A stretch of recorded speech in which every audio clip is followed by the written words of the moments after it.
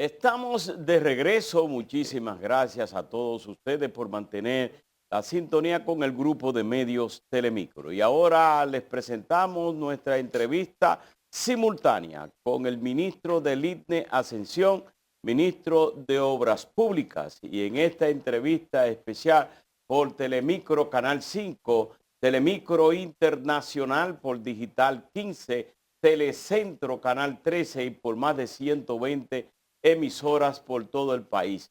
Vamos a entrevistarlos en el día de hoy: Laura Castellanos, Gisette Bueno, Percio Maldonado, Alberto Caminero, un servidor, y le damos la bienvenida al ministro del ITNE Ascensión. Muy buenos días. Buenos días, muy complacido de estar aquí con ustedes, Laura, Giselle, don Percio y hermano Alberto. Sí. Ministro, ¿qué tal? Ministro, empecemos por el tema de la semana a propósito de que el gobierno anunció el retiro de la reforma fiscal del país.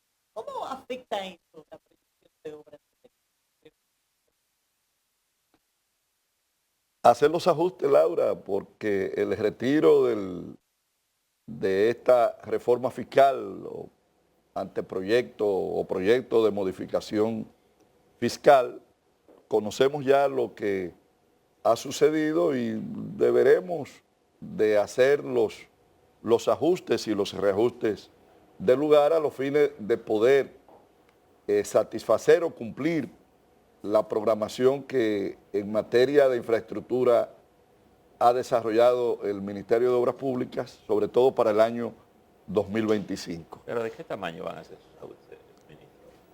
Mira, en el caso de las obras. En el caso de obras públicas, había la cantidad que estaba contenida, no era mayor. Este proyecto de ley tenía una definición de inversión en materia sobre todo de seguridad, en materia energética y de infraestructura, más bien en la parte de transporte. No así el componente de las infraestructuras que trabajamos en el Ministerio de Obras Públicas estaban contenidos en menor medida. Evidentemente afecta porque a la disminución de ingresos el gobierno deberá de hacer. Pero, por un ejemplo, reajuste en si sentido general. uno hiciera una comparación entre el presupuesto que usted está ejecutando ahora en el 2024 y lo que se proyectó y se envió al Congreso, ¿qué tan distinto es esa partida? Mira, el presupuesto de este año del Ministerio de Obras Públicas tiene distintos componentes. Todavía en este año, en el que viene y posiblemente en el 26, estaremos manejando fondos de los provenientes de Aerodón, que eso para determinadas obras es una ayuda, ha sido una ayuda extra que han representado esos dineros obtenidos con la negociación del gobierno a través de Aerodón. Hay otro componente que es de recursos externos, hay unos 7.000 millones de pesos que son de recursos externos y unos 15.000 millones de fondos locales. El presupuesto de obras públicas en sentido general ronda los 35.000 millones de pesos en inversión para el año 2025. ¿Ese presupuesto será para culminar las obras que ya están en proceso o también está establecido iniciar otras obras? Básicamente el gran grueso de este presupuesto es para concluir obras que vienen desarrollándose. La cartera de obras que tenemos es bien importante en todo el territorio nacional y aunque hemos concluido, puedo decirles que concluimos al finalizar agosto, sobrepasábamos las 400 obras ya concluidas, pero tenemos algo más de 200 en ejecución, algunas nuevas que deberemos de empezar. Estos fondos serán utilizados básicamente en esto. Pero en el presupuesto de este año hay partidas adicionales o aumentaron el presupuesto de obras públicas, porque el presidente planteaba de obras fundamentales que se harían en estos 4 años. El presupuesto de obras públicas de este año, y por eso te decía el 24, el 25 y el 26, tendrá un ingreso adicional proveniente de los fondos de Aerodón. Para este año, inclusive, se colocó una cantidad de recursos en los proyectos destinados para Aerodón, que son proyectos fijos, por encima inclusive de la capacidad en esos proyectos, nosotros hacer la ejecución en el año, porque se colocó buena parte de los recursos en obras que se estaban iniciando y otras que estaban en un desarrollo muy incipiente. Bueno, Pero en el sentido caso... general no altera ningún punto del calendario de obras. Evidentemente, mira, Laura, el Estado Dominicano y el gobierno, todos los sectores reconocen que se necesitan recursos. Pasa como en los partidos políticos, probablemente Caminero y Percio conocen bien, las alianzas con los partidos pequeños, tú le preguntas a cualquier militante del partido dirigente y te dice, sí, es necesaria. Ahora, cuando hay que asumir un sacrificio para colocar un aliado en un municipio o en una provincia, nadie lo quiere en su provincia. Entonces, todos los sectores están contestes desde hace muchos años, pero en el 2012 se consignó en el Consejo Económico Social de que había que hacer una reforma fiscal. Ahora, un pacto fiscal. Ahora, ningún sector a la hora de hacer en sentido general, cuando es difuso, todos los sectores están de acuerdo. Pero ahora todos los sectores que se opusieron a esa reforma, como es la Asociación de Industria, el CONET, se habla de otros sectores sociales, ahora plantean de que se debe buscar un diálogo para hacer esa reforma fiscal o el pacto fiscal. Que ustedes, ¿cómo lo ven ustedes desde el gobierno? Este es un gobierno con una gran vocación de diálogo y estará siempre abierto a dialogar. Es la esencia y la naturaleza del presidente Luis Abinader, una gente, un demócrata a carta cabal, y siempre estará abierto a discutir, a dialogar y actuar con la responsabilidad que le caracteriza. Ahora, todos los sectores, sobre todo los sectores que debemos o deben de ser los más conscientes, debemos de establecer qué país queremos, qué nosotros queremos, qué necesitamos, porque la verdad es que hemos tenido y tenemos una estabilidad económica, una economía que deberá de terminar este año con un crecimiento de algo más de un 5%. Somos la 9ª economía del continente. Logrado ese posicionamiento es un trabajo de años, pero consolidado en este gobierno, la 9ª economía del continente y la 7ª a nivel latinoamericano, muy por encima en algunos casos de países con mayor población y más territorio que el nuestro. Estamos sobrepasando a Venezuela y a Ecuador. Ahora, para que esto tenga una sostenibilidad en el tiempo, deben de adoptarse las medidas, en algún caso, medidas de carácter responsable y donde todos deberemos de asumir una responsabilidad para poder mantener dos cosas. No solamente la estabilidad macroeconómica, sino la paz social.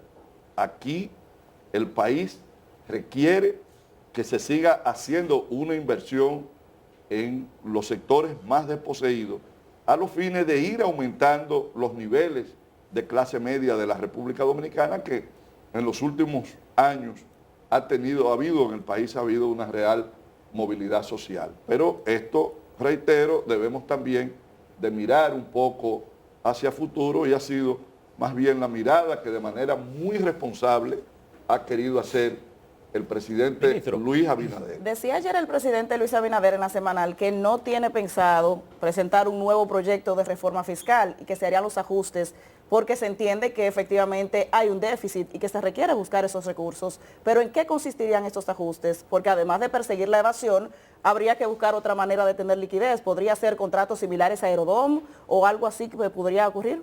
Mira, el gobierno hará una reingeniería, y si de algo se ha caracterizado la administración de Luis Abinader es de un uso y de una administración eficiente de los fondos públicos.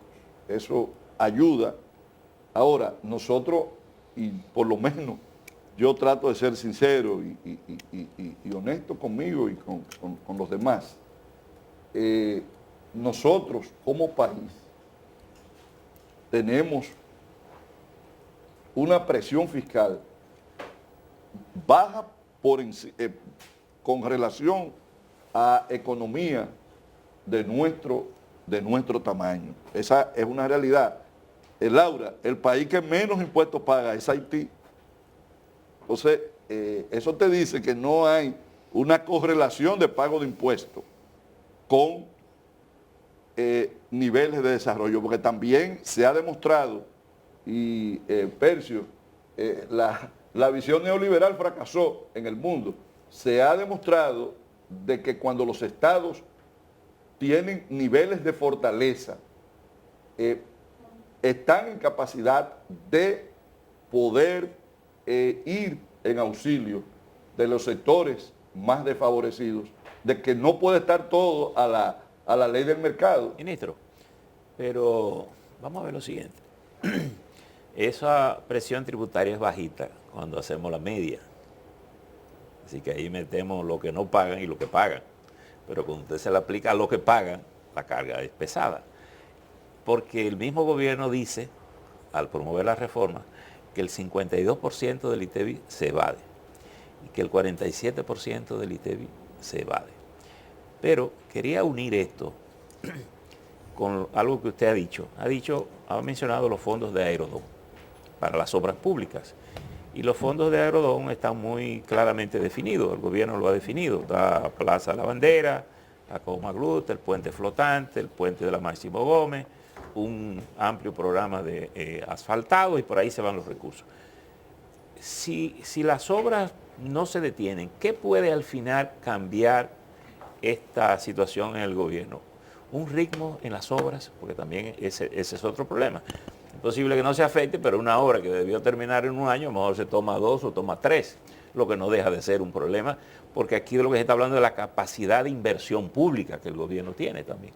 Mira, tú sabes bien que hay dos modos de invertir, que los estados tienen dos maneras de invertir, a través de sus recaudaciones propias o a través de empréstitos o donaciones.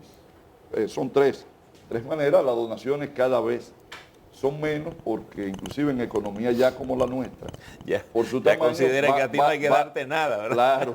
Claro. Vamos saliendo de los niveles de donaciones. Gracias a Dios, porque eso es bueno. Sí. O sea, el que dé nunca es bueno. El presidente ha planteado de que se van a hacer los ajustes, se va a mejorar la manera de recaudación a los fines de no disminuir lo que se ha programado y de poder sacrificar algunos aspectos. Por ejemplo, el gobierno ha tenido la iniciativa y deberá de mantenerla, de refundir una serie de instituciones que esto va a garantizar el ahorro de recursos. Unas 10 instituciones que tienen más o menos que hay la posibilidad de, refundiéndola en otras, disminuir recursos.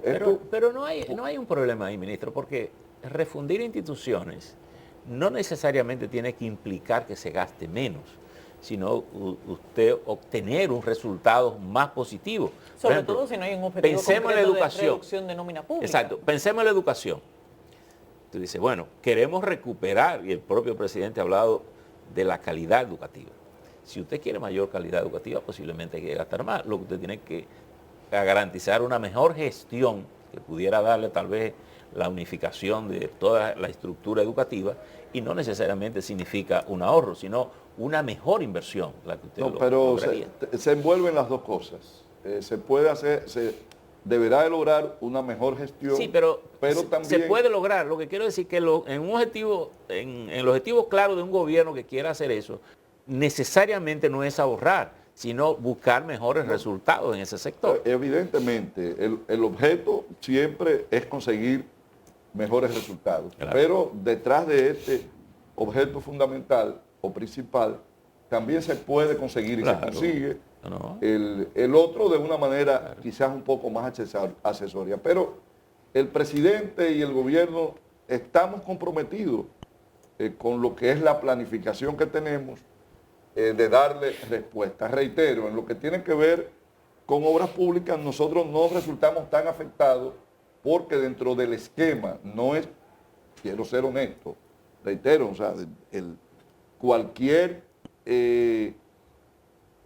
situación económica que pueda tener el gobierno en sentido general afecta a todas las áreas. Ahora, en el caso específico de la reforma, que tenía una programación de inversión, en ese caso, obras públicas no estaba contenida con fondos, porque las infraestructuras que se iban a desarrollar eran o son infraestructuras más bien de transporte, y los otros son ya otros aspectos de la vida nacional. La semana pasada te tocó como secretario nacional de organización convocar a el partido conjuntamente con partidos aliados en pro de defensa de la posición gubernamental en torno al proyecto de reforma. Pero también en el día de ayer se produjo una reunión donde estaba el presidente de la República, Luis Abinader, José Ignacio Paliza, presidente del PRM, Carolina Mejía, secretaria general, y tú como secretario de organización y otros. ¿Cuáles temas movieron esas reuniones y si el presidente tuvo algunas quejas porque partidariamente no hubo ese apoyo, no sintió ese apoyo? Mira, se hizo tarde partidario, se le hizo tarde. A mí me tocó en el rol de secretario de organización del PRM, junto a Paliza y a Carolina, orientar sobre una decisión y sobre un tema importante que el PRM no podía estar exento, como no lo estaban otras organizaciones aún de oposición y de sectores. Este es un tema que a todos, de una manera directa, nos envolvía, y en esa dirección nosotros estábamos orientando dentro del partido. Evidentemente, un partido de gobierno, una de la esencia de los partidos políticos es la conquista y la preservación del poder.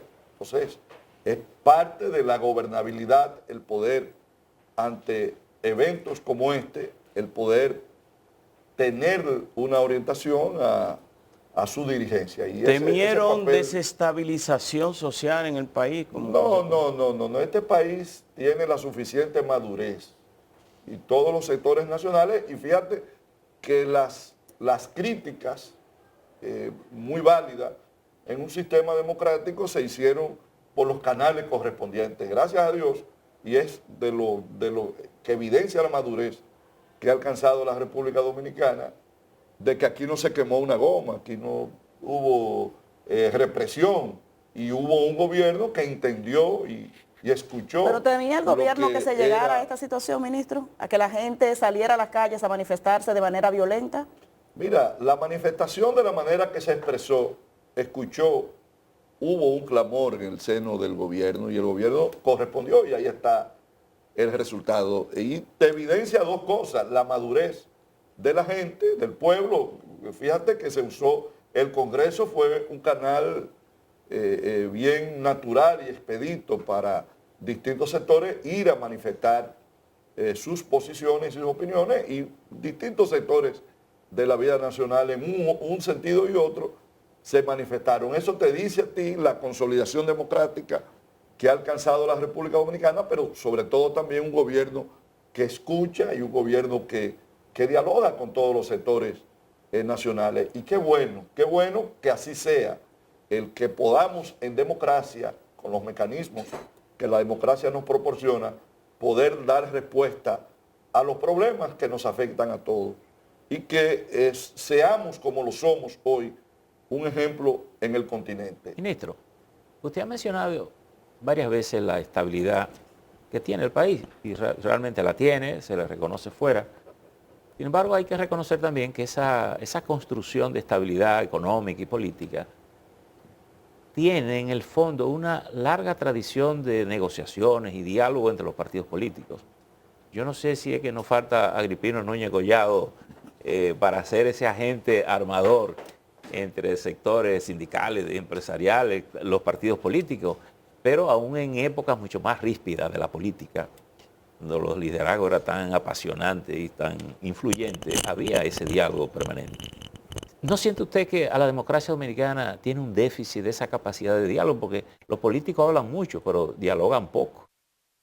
Se sientan pocos en la mesa a pactar las cosas que el país tiene que hacer. Pero Peña, Balaguer, Juan Bosch, aun cuando se voceaban cosas, había una gente que decía, tenemos que reformar la ley, tenemos que hacer esto, y se hacían.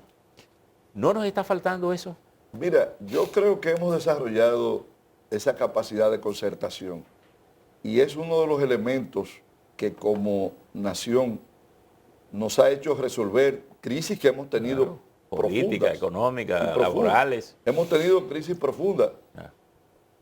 En el 20, con la suspensión de las elecciones municipales, el país se vio abocado, o pudo verse abocado a una situación y sin embargo hubo una salida que garantizó la paz social del país. Pasó lo propio en el año 94 y creo, Percio, que el país tiene la suficiente madurez y hay sectores, y es una de las cosas muy buenas y que debemos de preservar. Siempre una figura como Agripino hará falta, es el vacío que dejó Agripino, es un vacío difícil de llenar, pero la verdad es, y lo ha evidenciado la historia reciente, de que hemos tenido la capacidad de entendernos, hemos tenido la capacidad de ponernos de acuerdo y como sociedad es un elemento de una valoración bastante positiva, que es lo que falta en otras naciones. Muchas de esas naciones que hoy vecinas del continente tienen situaciones, es que le ha faltado esa capacidad de tener actores sociales y económicos y religiosos que jueguen un papel de concertación. Ese nivel de concertación no solamente debe venir como una respuesta a grandes crisis, se supone que sea un contexto adecuado para reformas importantes. Y en ese ámbito no estamos teniendo un espacio de concertación. De hecho, el Consejo Económico y Social, que es el espacio llamado para ese fin, ha tenido un rol muy residual en esta gestión. ¿Cómo se puede retomar ese espacio de diálogo que evidentemente está resultando negativo hasta para el propio gobierno? La misma reforma fiscal, a lo mejor con un espacio de concertación adecuado, hubiera tenido otro destino. Mira, pienso que debe de sí activarse el Consejo Económico Social, es un mecanismo, si se quiere, un foro de participación de distintos sectores nacionales abocado a jugar un papel. Pero el país está dando pasos en materia de reforma.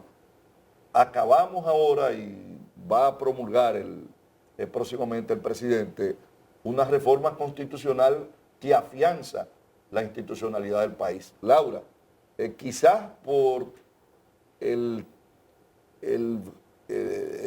espacio que ocupó y ocupó en la mente y en el pensamiento de los dominicanos, lo de la reforma fiscal, opacó un poco el paso trascendental de la reforma constitucional, en donde por primera vez... El mismo gobierno ha llevado un camión de reformas al Congreso. Por primera vez en la República Dominicana, desde 1844 hacia acá, se hace una reforma constitucional para limitar el poder del Ejecutivo cuando había sido todo lo contrario. Y las grandes crisis... Ministro, eso es verdad. Señálame en qué momento ministro, ha habido fíjese, una distinta. Pero no ministro... Aquí, perdóname, comenzando con el artículo 21 de Pedro Santana, que reforma la Constitución y que asalta los constituyentes en San Cristóbal para otorgarse poderes especiales. Todas las reformas que han habido han versado sobre o darle poderes a los gobernantes de turnos o versan sobre la reelección. Ministro, sin embargo, hay quienes afirman que pudo haber sido un error del presidente decir tan temprano que no va, porque podría empezar a sentir la soledad del poder estando en el poder. Y bueno, podría haberse evidenciado con el tema de la reforma fiscal, que desde adentro se percibió que muchos lo dejaron solo. Pero es que la propia actual Constitución lo contempla, y lo que no iba a hacer el presidente Abinader, que tiene otra concesión del manejo del poder, lo que no iba a hacer era sembrar la duda de que podía reformar la Constitución para perpetuar pero, la reelección. Pero la Constitución, aún como está hoy, sí, sin promulgarse la nueva, limita 2 periodos. Fíjese, pero aquí hay un punto importante para volver al tema que estábamos planteando, el diálogo. Lo que ha hecho el gobierno pudiera resultar una magnífica iniciativa en términos constitucionales, pero recuerde que el PRM la ha hecho sola, porque la oposición se ha opuesto a ese recurso. Entonces, de lo que estamos hablando es de sentarnos en la mesa, hacer cosas que hay que hacer, como las reformas, porque puede ser más peligroso dejar un presupuesto deficitario, una situación de endeudamientos públicos, y sin embargo el gobierno no ha logrado concertar, digamos, esa opción. Mira, Percio. Y fíjese, y quiero unir esto con la reunión política que ustedes hicieron. Yo digo, bueno, pero no la hicimos al revés, porque se supone que si te va a mandar un proyecto como ese, la parte política tienes una cosa que es lo primero que tiene que ser evaluada. Yo me pregunto, ¿y no sabían los dirigentes del PRM que decir que iban a grabar la habichuela, el agua, la cosa, iba a tener un efecto puramente político negativo y un costo político? Pues, si lo comprendemos, ¿quién tiene la facultad de decir, mandémosla al Congreso y recibir un daño? Porque al final es como dándose patada a uno mismo. Mira, lo primero que el señalamiento que hacía sobre la oposición, bueno, la oposición en cuanto a lo de la reforma constitucional, su reacción ha sido una reacción hasta ilógica, porque lo que debería es de reforzarse el hecho de que el presidente no se vaya a reelegir, o que esté colocando los mecanismos, o es que a esa oposición le preocupa el que pueda haber casi una imposibilidad constitucional de que se pueda reformar, o es que se pretende en el momento en que uno de estos partidos de oposición pueda llegar, poder volver al modelo de reelección continua. Yo me atrevería a creer que quizás esta es la pretensión, y me hace... ¿Pretender volver al modelo de reelección? Pero claro, porque si se está planteando... Pero el modelo que estaba actualmente en la Constitución fue promovido en la reforma del 2010. Sí, pero no, el modelo que está ahora es en la reforma del 2015. Fue en la reforma del 2015. Perdón, en la del 2015. Sí. Que se estableció primero... Pero el modelo de reelección continua, entonces no está en la agenda de nadie. Laura, pero se cambió, en el 2015 se cambió para que el presidente Danilo Medina pudiera ir en el 16. No, hay que decir que quien lo estableció primero fue el presidente Hipólito Mejía, y después Danilo lo restableció. Claro, bueno, pero el punto es que agenda de reelección continua no parece estar en el mapa de nadie. Pero lo que te digo es, entonces, ¿por qué la resistencia a que se pueda poner una cláusula pétrea? Lo que dijo la oposición, ¿pero por qué? Entonces, es que no veían necesidad de ese tipo de reforma en este momento. Bueno, claro que sí. ¿Por qué? Porque la del 10 se modificó en el 15, apenas 5 años después de haberse promulgado, para que el presidente que en ese momento estaba, y esa reelección, así como la modificación de Hipólito en el 2003, ocasionó una división en el PRD, la del 15 ocasionó la división del PLD. La base de la división del PLD estuvo precisamente en esa reforma constitucional del 2015. Entonces, oye, las divisiones no son buenas para los partidos, porque se debilita. De las 40 cambios, la mayoría ha tenido que ver con el poder. Totalmente. Lo que habría que ver ahora es si no hay una llave maestra que abra la del 24. Es precisamente lo que está planteando el presidente, que para hacerse sea de una manera plebiscitaria, que el 80 o el 90% de la población la acepte. Era una de las propuestas que se hiciera en este momento, porque parecería que cada presidente de la República Dominicana tiene el interés de modificar la Constitución. Señores, pero reconozcámosle a un hombre, a un presidente que, teniendo el 80% del poder legislativo, no está utilizando ese poder para perpetuarse en él, sino para limitarse. Está siendo el objeto de la Constitución. ¿Cómo surgen las constituciones? Las constituciones precisamente surgen como un mecanismo de limitación con dos funciones. Una, limitar el poder de los gobernantes. Cuando se habla de las constituciones, de las monarquías constitucionales, surgen precisamente para limitar el poder del monarca, que hasta entonces era un poder ilimitado, y para la organización del Estado. Esa es la esencia. Entonces, lo que está haciendo el presidente Abinader es volver a la esencia del texto constitucional, planteado por los clásicos de Montesquieu, Rousseau, que hablaba del contrato social y de los distintos filósofos, sobre todo de ese momento en el que se surge en las constituciones. Yo quiero plantearle esto en su doble condición. Usted es ministro del actual gobierno, pero también es uno de los principales dirigentes de su partido, en términos políticos. Y yo tengo la impresión de que los presidentes nuestros siempre terminan siendo grandes constructores, aunque no se lo propongan. Sin embargo, para mí, una de las principales obras que el país necesita, que nadie enfrenta con la seriedad que eso implica, es el tema de la organización. Entonces, la pregunta es, usted como dirigente de su partido, ¿qué valor siente usted que el gobierno y su partido le da a ese aspecto? Por ejemplo, estamos en medio de la reforma y yo me pregunto, ¿por qué el país ha sido incapaz de cobrar servicios como electricidad, basura y agua de manera efectiva en una sola factura? Y tener un país limpio, organizado, sobre todo porque un país limpio, organizado, reditúa la conducta social y colectiva. ¿Cuál es la importancia como obra de gobierno que el PRM tiene sobre la organización del país?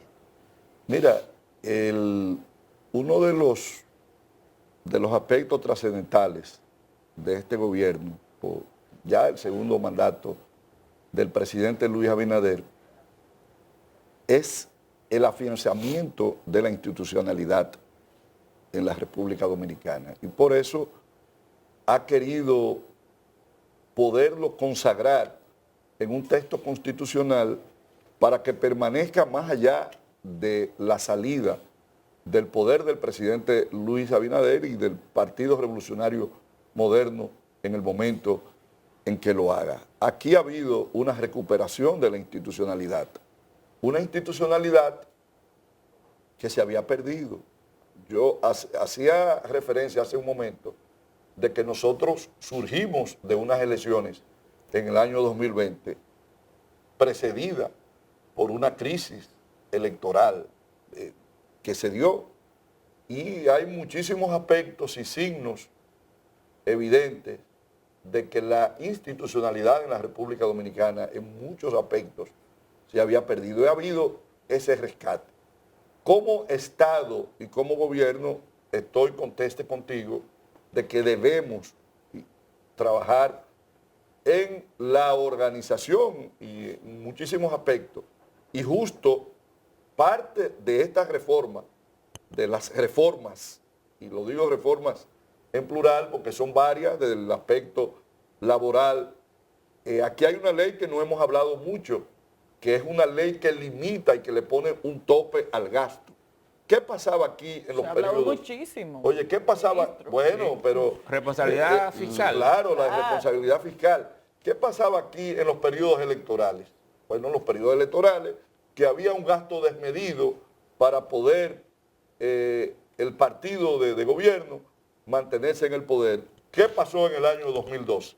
Bueno, pues en el 2012 aquí hubo un déficit por encima de los 180.000 millones de pesos, lo que con la mala suerte para el que lo hizo, que luego quien se benefició dijo que recibió un maletín cargado de facturas sin soporte. Entonces, para evitar situaciones como estas, que pudieran poner en cualquier momento en peligro lo que el país, como hemos estado conversando esta mañana, ha conseguido en democracia, lo pierda, están en pasos como estos que ha estado dando el presidente Luis Abinader. Pero también puedo decirte, Percio, en materia de infraestructura y en lo que respecta al Ministerio de Obras Públicas, nosotros estamos haciendo la más grande red de conectividad que ha tenido el país. Esa interconectividad que se requería, los distintos gobiernos han hecho grandes obras, desde Balaguer,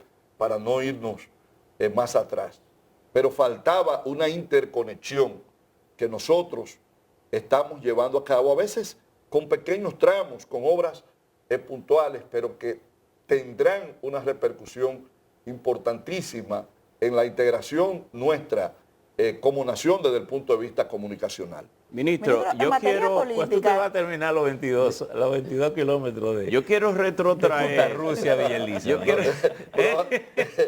Percio, No le puedo dejar de preguntar eso porque la gente, desde que usted se vaya de aquí, lo primero es que me llama. Percio, nos quedan nada más como, de los 22 nada más nos quedan como 3 Haga kilómetros. esos 3 kilómetros, salga de eso. yo Terminamos este año. quiero retrotraernos a las obras de gobierno. Recientemente se hizo un recorrido con periodistas donde usted anunció que se iba a aperturar 8 carriles en el kilómetro 9 de la autopista Duarte para desentaponar o para romper ese cuello de botella y que haya una fluidez. También anunció que en las distintas intersecciones de la carretera, porque se pierde más tiempo, salir de aquí de la capital y llegar hasta Pedro Brán, que de ahí llegar a Santiago. Eliminar semáforos, eliminar intersecciones. ¿Cuándo terminará? ¿Terminará este año o denos una idea de lo que pudiera ocurrir de aquí a diciembre? Mira, en el 9 habíamos dicho, y usted quiero Sí, está agradecer que presente nos ahí. acompañaste, hablamos de que íbamos a abrir, no que habíamos terminado, porque todavía hay una serie de trabajos con hechos que se están haciendo, que para diciembre esperamos ya tenerlo totalmente concluido y poderlo conectar estos trabajos con una marginal que está desarrollando la OPRE, en toda la línea donde va el viaducto ¿Qué es lo- del metro. qué es lo que te permite eliminar los semáforos? Claro, sí, en ese punto. A lo que él se refiere son a unos semáforos que hay en el kilómetro 22, que hay en Pedro Brán. Sí. Eso están en programación para licitarse el año que viene. ¿Cuál es la Son solución que unos va- puntos, pero hemos estado avanzando. Ministro, y- pero ¿cuál sí. es la solución que va? ¿Es un desnivel que o van a estar en eso que dice Caminero? ¿Va a ser un túnel para que la No, gente no, pase no, por debajo? no, ¿Un elevado? no, ¿Cómo no, se va a hacer? no, elevado. Elevado. Ah, ok, Van a ser elevados. pero ¿Hay el eso- espacio suficiente ahí para subir?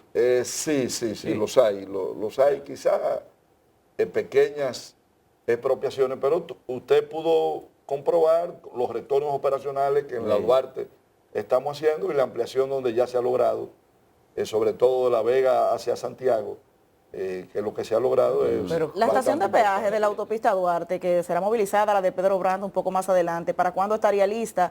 Para que la gente pueda tener una idea también, se hablaba de que tendría una estación de pesaje con el objetivo de evitar que camiones cargados puedan dañar la carretera que lleva tanta No, inversión. mira, ahí estamos avanzando y la amplitud de la vía esperamos tenerla antes de que finalice el año y el peaje estar operando para enero, febrero del año entrante. ¿Qué otras obras está previsto que se puedan concluir a final del 2024? Estamos avanzando de manera bien acelerada, Laura, en la circunvalación de Baní. Baní.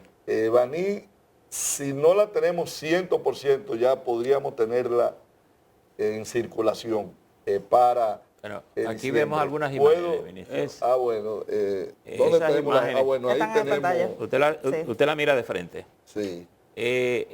A propósito de esa nueva autovía y de las otras conexiones que usted ha mencionado que se están haciendo. La ecológica también pudiéramos Exacto. tenerla. ¿Hay posibilidades de nuevos peajes en esas vías o de modificación No, de los nuevos costos de peajes. esos peajes? Baní tendrá peaje, la ecológica tendrá peaje, circunvalación de San Francisco de Macorís, Tendrá que peaje. ya para noviembre empezamos ya el asfaltado tendrá peaje. ¿Hacia el norte habrá otro peaje?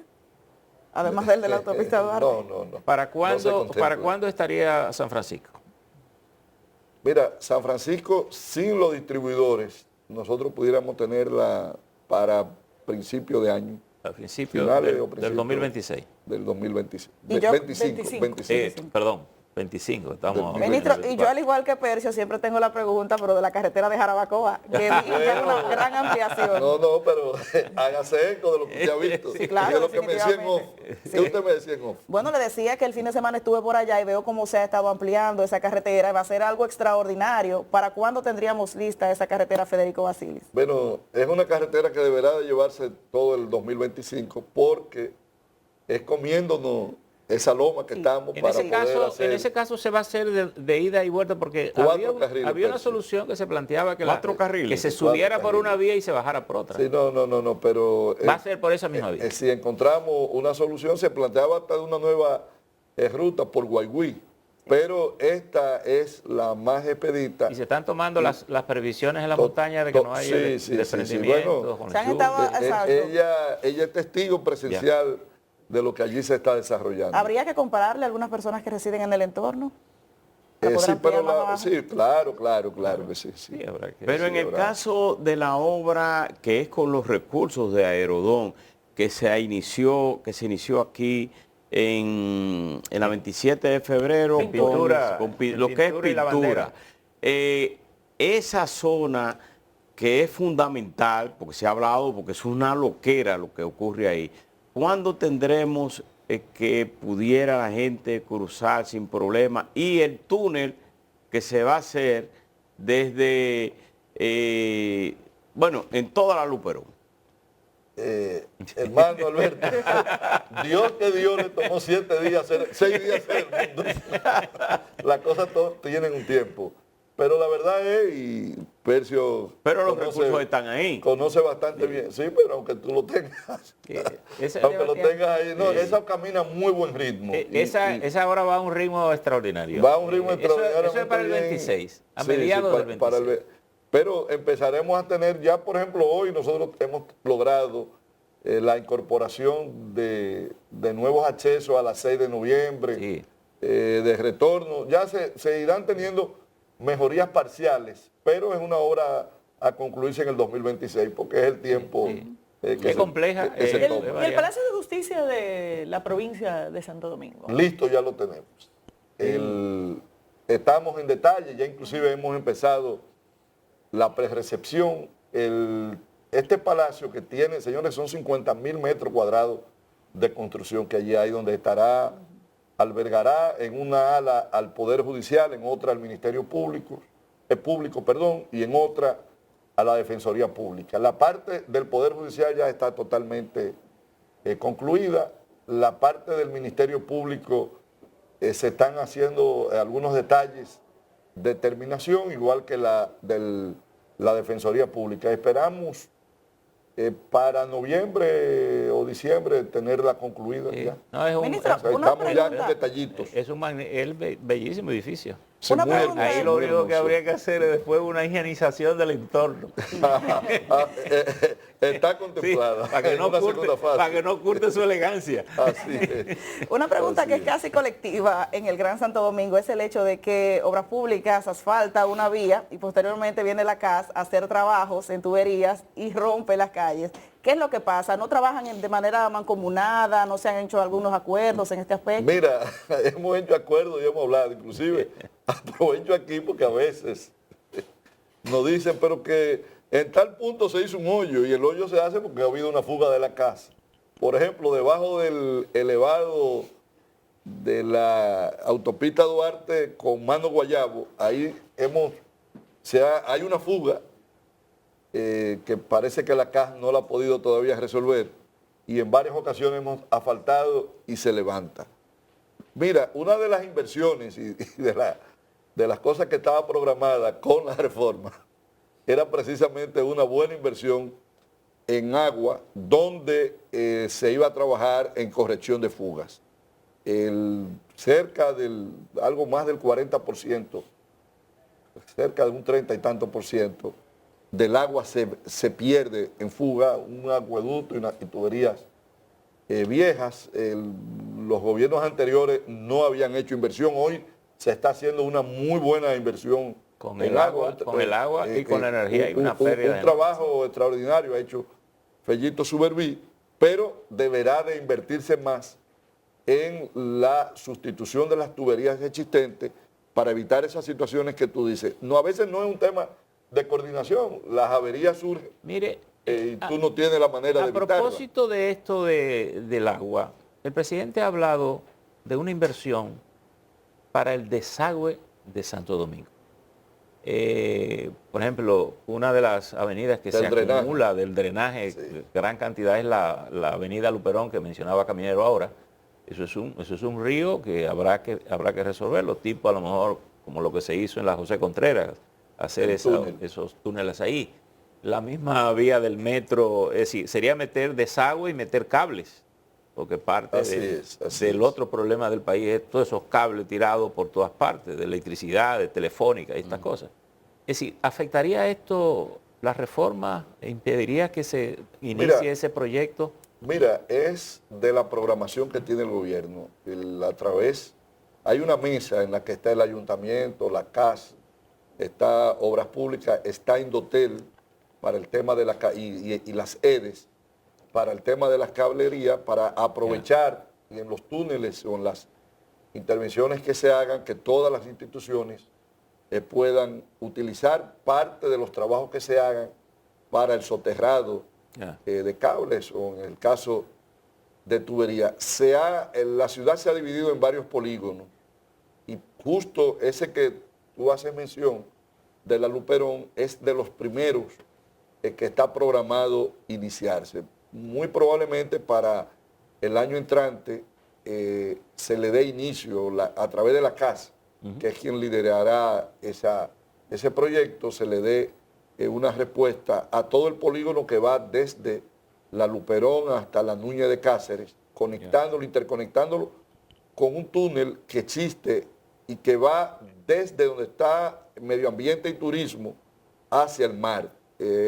Continuarlo. Es el desagüe natural. Exacto. Y en los trabajos que estamos haciendo en la 27 de febrero con Luperón, justo también se ha contemplado nosotros en estos trabajos dejar la interconexión para que no haya que romper, dice, después que nosotros terminemos. Ministro, sin duda que se necesita una nueva vía para utilizar la ida y la vuelta hacia Santo Domingo Este, porque todas las noches, tarde noche, colapsan los puentes.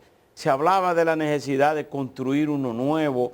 Se hablaba incluso hasta con los recursos de Aerodón, hacer ese tipo de puente. ¿En qué va eso? Ahí está el flotante. Sí, con Aerodón el flotante colapsó todo. Estamos dando los toques finales para subir el proceso de licitación. Sí, en lo que respecta al flotante.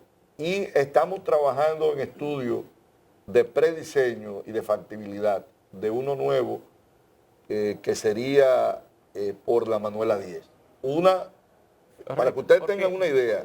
Porque es interesante eso, porque el problema es que todo el mundo tiene que confluir a los mismos sitios para entrar, cuando pudiera estar pasando por otras vías. Y la necesidad no es solamente de nuevos puentes, es de nueva vialidad. Porque tú vienes, por ejemplo, en el Duarte y el Juan Bosch, tú tienes 7 carriles y de 7 carriles luego cae a 2. Porque la gran mayoría de las personas que cruzan ahí se van a coger el elevado. Igualmente que cuando se retorna hacia el este, vienen también de 7 a coger los 2 carriles del túnel. Entonces ahí es que se produce básicamente el cuello. Por lo que no es solamente nuevos puentes, sino nueva vialidad. Estamos en estudio. Es una obra de una inversión considerable. Nos hemos apoyado en la JICA, en la cooperación japonesa, y estamos en la parte preliminar. Pero, por ejemplo, estamos identificando la cantidad de expropiaciones que habría que hacer y estamos mirando a ver cómo se rediseña. Serían de unas 2.500 viviendas. O sea, 2.500 viviendas. Estamos rediseñando para ver si la podemos llevar a una cantidad manejable. Ahora, ministro, yo el día pasado el chofer me Es metió que por no hay la- espacio vacío, no hay. en el borde del río. En estos días veníamos del aeropuerto y el chofer me metió que iba a avanzar y terminamos por la Jacobo Magluta, saliendo por la Jacobo Magluta para llegar hasta Arroyo Hondo allá. Se metieron por la circunvalación. Sí, no, por ahí, por la Jacobo Magluta, pero una de las cosas que venía, porque ahora, como uno está involucrado en esto del tránsito, cada vez que uno ve un punto y dice, pero ¿por qué que no se resuelve aquí? La cantidad de intersecciones que tiene esa avenida hace casi imposible que haya un ritmo fluido en el tránsito, que habría que estarlos solucionando. ¿Qué sé yo? Usted piensa en la Máximo Gómez con Bolívar, por ejemplo. Máximo Gómez con José Contreras. Toda esa zona que con alguna solución de una obra más o menos pequeña, que alguien pase por abajo o alguien pase por arriba, se pudieran estar solucionando. El pequeño túnel de la rotonda de Arroyo Hondo allá en el supermercado, en Camino Chiquito, eso genera un entaponamiento extraordinario y eso tiene hasta la naturaleza del terreno, te dice por dónde No, mira, ahí tenemos un estudio ya prácticamente concluido en la rotonda. Ahora, Percio, en cualquier ciudad del mundo, y tú, igual que Alberto, saben que yo tengo años bregando con estos temas de tránsito. Durante 10 años fui director de tránsito. Y él, dentro de la En el año ingeniería... 82. Del 90. Sí, yo no soy de que ahí. no me ayude, no me ayude. Es el área dentro de ingeniería. Que ahorita cargo con algunos pecados que no son míos. Que no son míos, de mi especialidad. Miren, el tránsito en cualquier parte del mundo se gestiona, Claro, no se soluciona.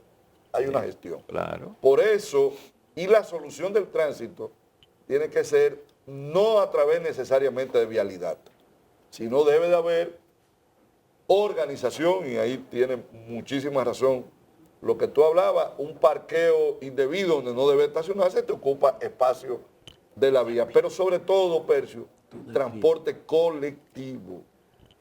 Y por eso es que el presidente ha apostado a ese tren metropolitano que ayude a que miles de esas personas que hoy se desplazan en vehículos públicos o privados de Santo Domingo Este puedan hacerlo a través de un eje vial de la 27 de febrero, que es nuestro eje por excelencia porque parte el Gran Santo Domingo en dos. ¿Qué tanto ha en dos ayudado mitades. el transporte escolar? Mira, bastante, sobre todo en el elemento de seguridad. Daba pena como en nuestros barrios, cuando se estaba a distancia de la escuela, tú veías 3 y 4 niños montados En un motor. en un motor, con el peligro que esto representa. La verdad es que el TRAE, del que nosotros nos sentimos padrinos de ese programa, porque todo el diseño se hizo en el Ministerio de Obras Públicas a través del ingeniero Onésimo González. Ha sido una gran iniciativa del gobierno y del ministerio, a través del Ministerio de Educación, con el apoyo de Obras Públicas, que hoy a miles y miles de estudiantes y de familias le está dando una respuesta muy favorable. Bueno, Ministro. muchísimas gracias, Adelina Ascensión. Gracias por haber estado con nosotros, ministro. Gracias a ustedes, Laura. Que se repita pronto. Y suerte en Bueno, estos usted sabe ajustes, que- ministro. Suerte en estos ajustes. Señores, despedimos al ministro de Obras Públicas, el ingeniero de Línea Ascensión. Gracias por haber estado con nosotros en esta entrevista simultánea por los medios del grupo Telemicro, Canal 5, Canal 13, Digital 15, Telemicro Internacional y una red de más de 100 emisoras en todo el país. También gracias a los compañeros por haber estado en esta entrevista. Ustedes sigan en sintonía con el grupo Telemicro. Hasta la próxima.